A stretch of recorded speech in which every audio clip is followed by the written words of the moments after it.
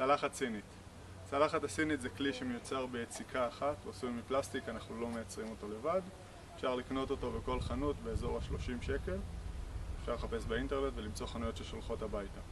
הצלחת מבוססת על עיקרון מאוד פשוט. ברגע שאנחנו מניחים אותה על המקל ומסובבים אותה, יש לה עיקרון של ג'יירו והיא לא תיפול, היא נשארת יציבה.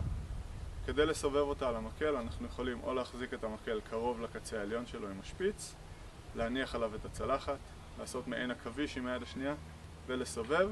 הצלחת תישאר יציבה, וזה אומר שאפשר להתחיל לייצב את המקל על כל מיני חלקים בגוף. ככל שאתה יותר יציב, ככה גם המקל יישאר יציב.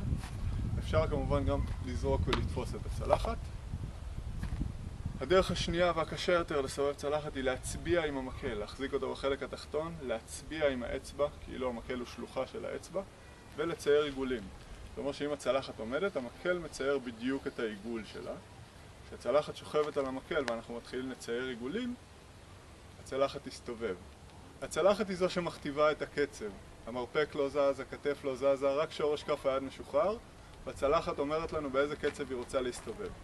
כשמשחררים היא יכולה להגיע למהירויות מאוד גבוהות. כשנעצור את המקל, היא תמשיך להסתובב, וכאמור נוכל לזרוק ולתפוס או לאזן אותה. מאוד חשוב כשמסובבים שהמקל יהיה ישר כלפי מעלה. אם הוא נוטה קדימה או נוטה הצידה, הצלחת תיפול ברגע שנתחיל לסובב, ולא נוכל להמשיך. הדרך הכי מגניבה לסובב צלחת היא, כאשר למדנו לזרוק ולתפוס, לזרוק את הצלחת עם סיבוב ולנסות לתפוס אותה.